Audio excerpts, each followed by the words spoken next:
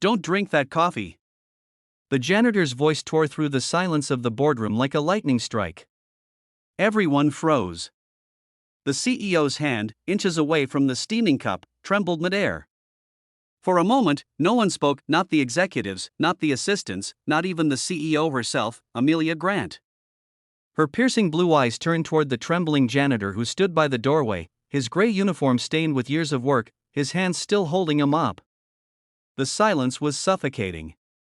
And then, everything began to unravel. The janitor's name was Mark Ellis, a single dad, quiet, always polite, the kind of man no one noticed unless he was cleaning up their mess.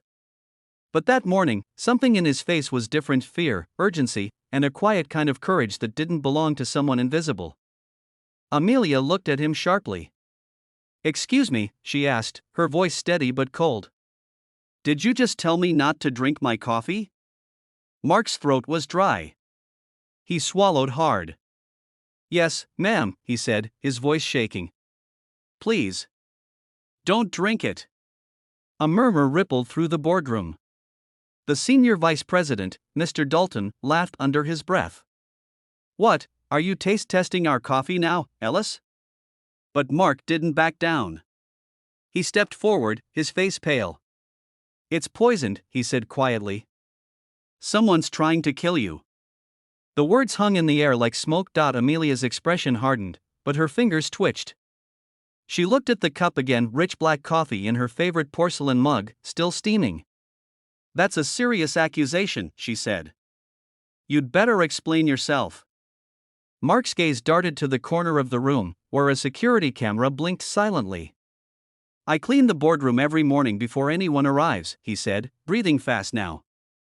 "I saw someone come in early today, before the meeting, and pour something into your cup. I didn't say anything at first. I didn't want to believe it. But then," he stopped, his voice catching. "Then I found the vial in the trash can." A shiver of disbelief spread across the room. The executives exchanged nervous glances. Amelia stood up slowly, her face unreadable. "Show me," she said. Mark reached into his pocket and pulled out a small, empty glass vial. On its label, in tiny print, was a chemical name Amelia recognized: a powerful toxin, one that could be slipped unnoticed into a drink. Her heart thudded in her chest. Security was called. The boardroom went into lockdown. Within minutes, guards surrounded the room, and the tension grew unbearable. Someone had tried to kill the CEO, and the only reason she was alive was because a janitor had noticed. Amelia looked at Mark again. His uniform was faded, his hands rough, but his eyes told a story of someone who had seen too much, lost too much, and still stood his ground. "Why did you help me?" she asked quietly when the others were gone. He hesitated, then said softly, "Because my daughter told me once, if you see something wrong, you don't look away." That was the first time Amelia noticed the small photo pinned inside his ID badge: a little girl with bright eyes and missing teeth, her smile full of life. That night, Amelia couldn't sleep. The attempted poisoning was a scandal waiting to explode, but something else haunted her: the janitor's words, his quiet bravery, the way no one else had even noticed him until today. She had built her empire from the ground up, but somewhere along the way, she had stopped seeing the people who helped hold it together. The next morning, she called Mark into her office. He stood awkwardly near the door, still unsure if he was in trouble. She offered him a seat, the first small gesture of respect anyone in her company had ever shown him. "I owe you my life," she said simply. "But I think you know more than you're saying." Mark looked down. "I don't know who it was," he murmured. "But I know why." He told her about what he'd overheard: the late-night whispers between executives, the shredded documents he'd found in the trash, the strange calls made from office phones after hours. He hadn't meant to eavesdrop, but he'd pieced together enough to know there was a secret, something dark buried deep in the company. Amelia leaned forward.